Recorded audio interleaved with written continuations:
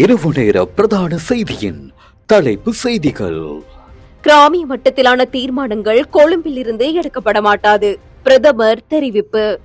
கெஹலியவுக்கு எதிரான வழக்கின் விசாரணை திகதி அறிவிப்பு. சாதாரண தர பரீட்சார்த்திகளுக்கு அடையாள அட்டை தொடர்பான விசேட அறிவிப்பு.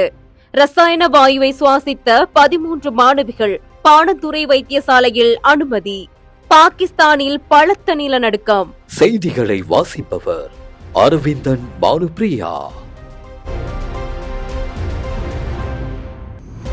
புதிய கல்வி சீர்திருத்தங்களின் கீழ் முன்னெடுக்கப்படும் அபிவிருத்தி நடவடிக்கைகளுக்கு அமைய கிராமிய மட்டத்திலான தீர்மானங்கள் கொழும்பிலிருந்து இனி எடுக்கப்பட மாட்டாது என கல்வி, உயர்கல்வி மற்றும் தொழிற்கல்வி அமைச்சரும் பிரதமருமான கலாநிதி ஹரணி அமரசூரிய தெரிவித்துள்ளார்.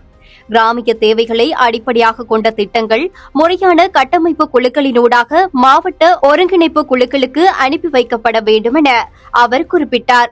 அத்துடன் கல்வி அமைச்சு முதல் பாடசாலை மட்டம் வரையிலான அனைத்து அதிகாரிகளும் மனிதாபிமான அணுகுமுறையுடனும் திறமையுடனும் அர்ப்பணிப்புடனும் செயற்பட வேண்டும் என வலியுறுத்தியிருந்தார்.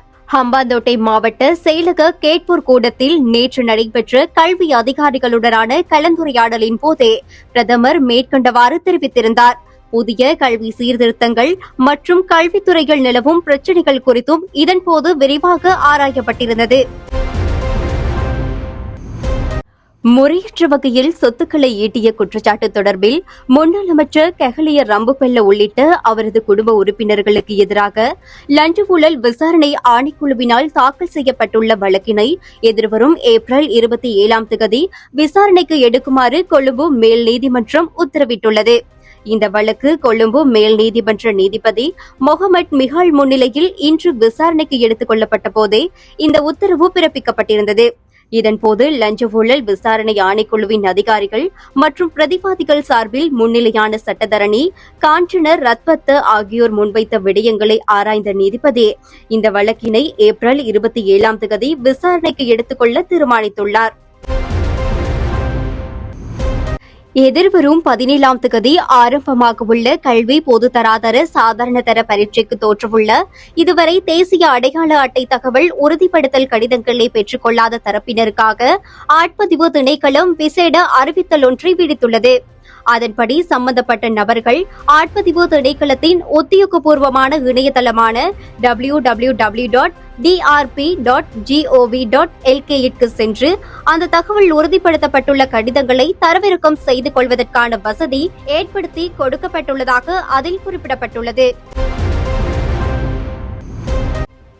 மொரட்டுவை பிரதேசத்திலுள்ள பாடசாலையொன்றின் மாணவிகள் குழு ஒன்று ஆய்வக நடவடிக்கையின் போது ரசாயன பொருளை சுவாசித்தமையினால் பாணந்துறை ஆதார வைத்தியசாலையில் அனுமதிக்கப்பட்டுள்ளனர். சுமார் 13 மாணவிகள் இவ்வாறு வைத்தியசாலையில் அனுமதிக்கப்பட்டுள்ளதோடு பாடசாலை ஆய்வுக்கூடத்தில் நடைபெற்ற பரிசோதனையொன்றின் போதே இந்த சம்பவத்திற்கு முகம் கொடுத்துள்ளதாக தெரிவிக்கப்படுகிறது. இருப்பினும் வைத்தியசாலையில் அனுமதிக்கப்பட்டுள்ள மாணவிகளின் நிலைமை பாரதூரமானது அல்ல என வைத்தியசாலை வட்டாரங்கள் தெரிவிக்கின்றன. பாகிஸ்தானின் தென்மேற்கு பகுதியில் பலத்த நிலநடுக்கம் ஒன்று ஏற்பட்டுள்ளது.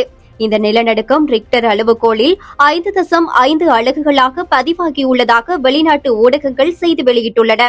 இது பூமியின் மேற்பரப்பிலிருந்து சுமார் 10 கிலோமீட்டர் ஆழத்தில் மையம் கொண்டிருந்ததாக கூறப்படுகின்றது.